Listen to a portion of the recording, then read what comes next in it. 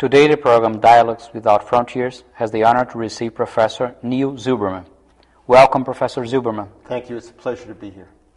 Professor Silberman is a well-known archaeologist, heritage officer. He's professor at the University of Massachusetts at Amherst. He was trained also as archaeologist in the Near East in the Hebrew University.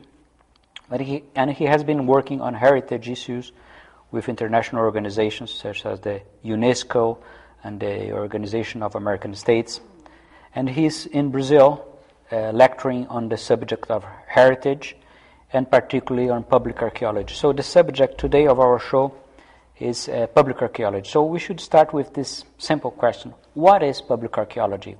Well, I think that, as you know well, public archaeology is an attempt to change archaeology and engage more with people and communities. For so many years, archaeology was really a scientific endeavor by very few scholars going to places all around the world. The image of Indiana Jones and so forth. But the problem with that kind of archaeology is, however exciting the discoveries were, they were either taken back or really could only be understood by the scholars themselves. So public archaeology is an attempt to involve the public not only in learning about archaeology, but also in participating in the search for more information about the past. And are people interested and open to participate in these kinds of schemes, like communities? So is it easy for archaeologists or for scholars to deal with the community? What do you think? Well, I think that it really depends on how the public archaeologists deal with the community. If the aim of a particular archaeologist is just to educate the community in the kind of archaeology that they do, that really has no connection to their lives, to teach them facts about the past or artifacts, there's often not much enthusiasm. It's boring. It's boring. It doesn't have anything to do with their lives. It's not relevant. You know, so that maybe a very few will, but if the archaeologist has the intention not only of educating the community in their own archaeology, but in trying to find some way that the community can find its own identity in the archaeology, then it's almost always a real excitement from the communities to be included in this work.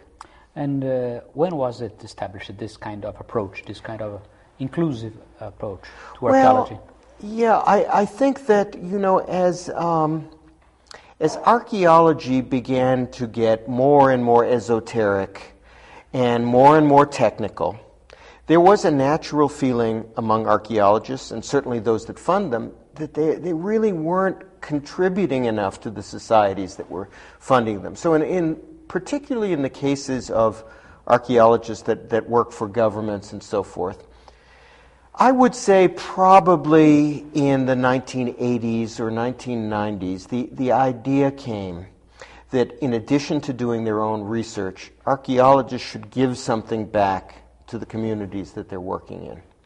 And there is then a relationship between this kind of innovative approach of inclusion of communities and heritage management? Yeah, I think that there are major changes also in heritage management, because it was always very much separated.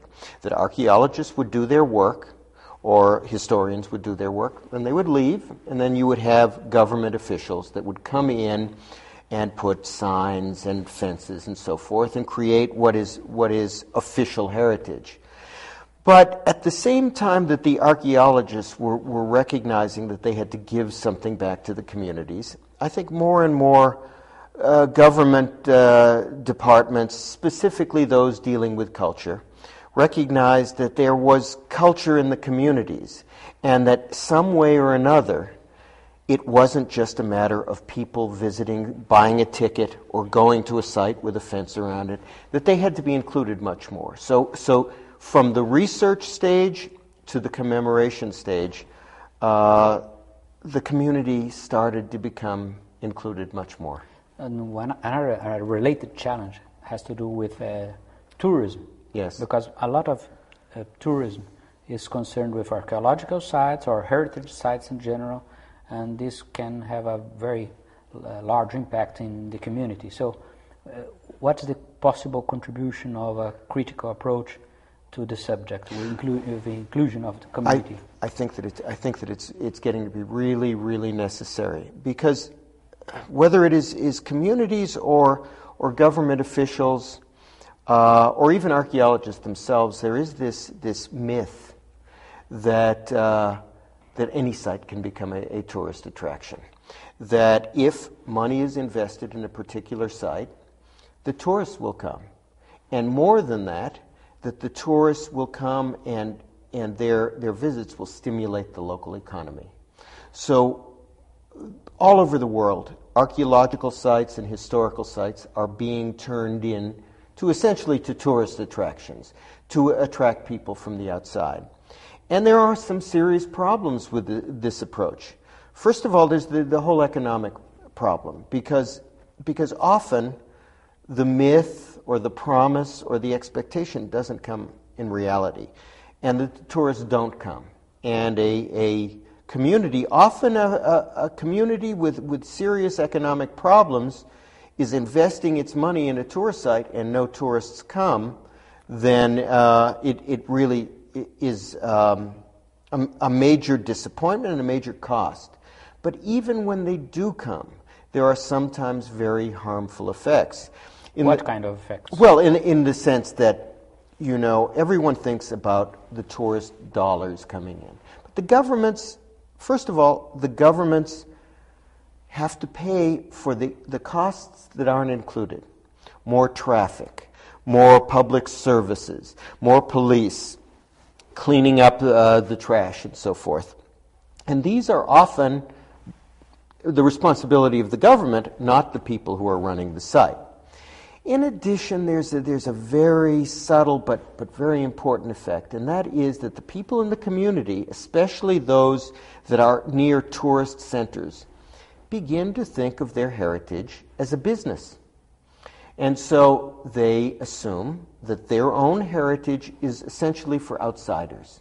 And they may have jobs there and so forth, but in the evening they go away, and it's no longer their heritage. And this is a really crucial problem, because we're finding more and more that memory and identification and some sense of belonging is a very important social component. And when tourism turns heritage sites into businesses or shows for outsiders, the local community suffers a kind of alienation from their own possession of the heritage. And is it possible to have some kind of scheme so that the community or the people in the community can cooperate with scholars and with administrators, so that the managers, so that they can have some kind of cooperation in the management of a specific site or a specific monument or whatever? What are the experiences internationally on this sphere? Yes. This is another area where public archaeology and public heritage is really developing some new approaches. Just as with science, the administration of heritage was always from the top down.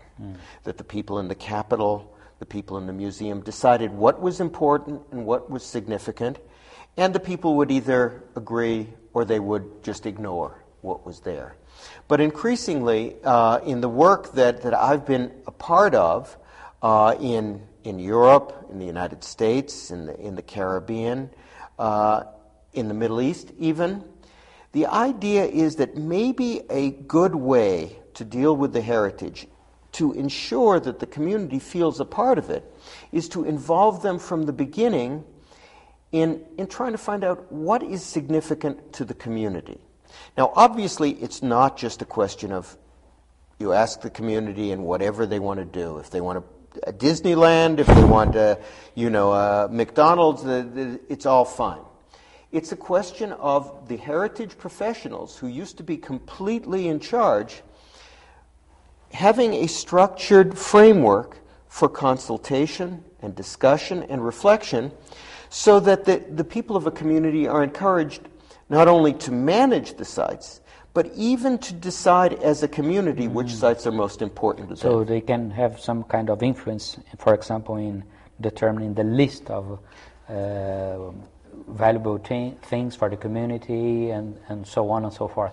Yes, a major change in heritage has been recognizing that it's not, heritage does not consist only of natural wonders and very prominent archaeological sites or monuments. It also includes intangible things like food and song and music and vernacular architecture. What is most common and typical of a place instead of what is outstanding. So often the engagement of the community in bringing forth ideas of what's important to them actually helps the government recognize how great the resources are, far more than they would identify themselves. And do you think that our colleagues, the scholars in general, archaeologists, heritage managers, and others, people involved with this process, yes, if they are convinced of the importance of working with the community, because we are trained as scholars to be very much focused on a very specific subject, to know everything about a very small detail, and nothing about anything else. So, what's your impression about the change in the education, learning of the scholars themselves? I think that you have absolutely indicated the biggest problem, that the scholars that are working in the field understand that there are problems out there of a decreasing interest in the public in archaeology, all kinds of different ideas about the past that are drawn from films and from books and comics and popular culture of all kinds, and that's fine. But as you say, the scholars that are working today have been trained in very narrow subjects of excavation, of identification of artifacts. And to really do this job of community involvement, you have to have an education that is much broader than that includes economics and sociology and community management of various kinds. And I think that it's really up to the younger generations of archaeologists to begin to have a much broader view of all the components. It's not only about the past. An archaeological excavation or a heritage site exists in the present, and it's surrounded by the social and economic problems of the present. And so the challenge for archaeologists is to broaden the curriculum of how they train their students. So that you are saying that archaeologists should also be concerned with present and future issues. So not only look to the past, but also to the present and future. That's a new concept. Yes, I think that this idea of using heritage as a guide to communities understanding where they are in history and where they're headed in history is as important as knowing about the past. Often the sole view on the past is used to either make the past seem more attractive than the present, or in a sense to make the present seem inevitable and eternal. And the involvement of communities in archaeology and heritage, in creating new places, in having their own desires and traditions and their own identities included, is going to make the society of the future. So the idea of remembering forward is an entirely new orientation for public archaeology and heritage.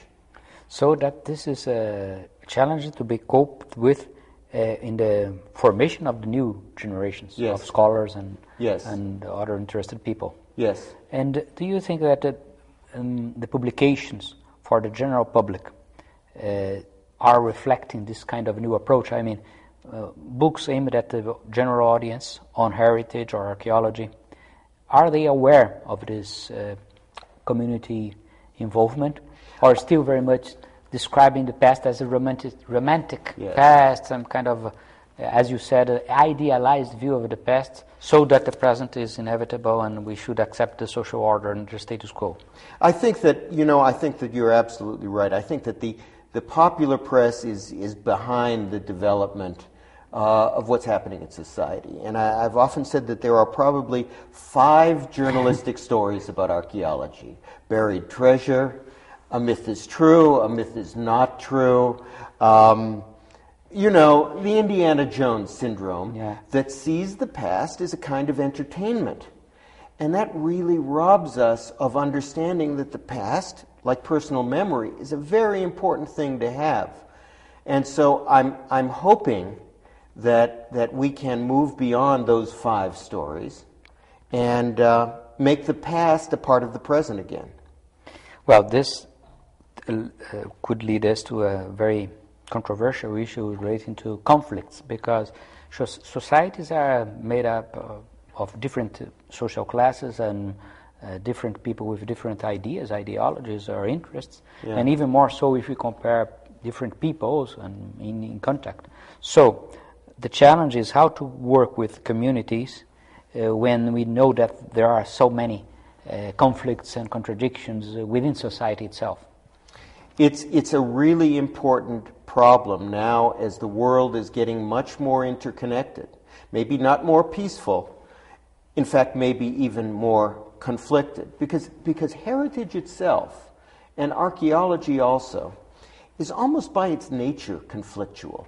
Because it defines what is ours and makes a sort of boundary between what is ours, what is our heritage, and what is someone else's. And in cities all over the world, people are moving, and there are all kinds of classes, ethnic groups, immigrants, local people, each of whom has their own idea of what is theirs, and everything else is somehow outside. It doesn't belong to them. So this kind of conflict brings up not only a kind of patriotism and chauvinism for our heritage, but it also makes the heritage of other people something to attack, something to put graffiti on, something to damage or destroy in cases of war. And this new approach with communities is very much about dialogue. That people must first recognize that heritage is sort of a human right, that every kind of group has the right to see their own identity as they wish to see it. And when you begin to include more people, then the us becomes a much larger us. And some of the conflicts can be dealt with very simply by just treating people with dignity, bringing them to a table. And I've even had experience in Israel and Palestine where you think these are two peoples that are completely at war, bringing them together and asking what is shared about their heritage. You begin to get common attitudes toward the environment, toward agriculture, toward cities, toward common things. And I think that the problem of conflict, which is very serious, can be addressed by finding what people share, a shared heritage, rather than what separates them. So that even most difficult subjects, like for example in the Middle East, a community approach is useful, as you mentioned. Yes. And in the case of this, to conclude our talk, you consider that in the case of the United States and Brazil, where we have Indians and colonizers, so there is this kind of disjunction. How to deal with this disjunction? Because people consider that they are from outside. Yes. And so that the indigenous peoples are underestimated. I think that they're underestimated and sometimes romanticized as unchanging in some way. And indigenous people are as human as any other kind of people. And this is where the whole theme of remembering forward comes in. It's not so much only a question of heritage rights. Everyone has heritage rights, but they also have responsibilities. And the responsibility deals with understanding that indigenous, native-born, and immigrant are building a society for the future. And it's not a question of choosing one over the other. It's a question of creating a new heritage together that allows everyone to see the heritage of everyone else in the society is part of their own heritage as well. Yeah. Well, thanks very much, Professor Silberman. My pleasure. It has been a pleasure for us, and I'm sure that our audience will enjoy very much this new approach to the subject. So thanks very much for coming to our show. And I invite everybody to the next issue of our program.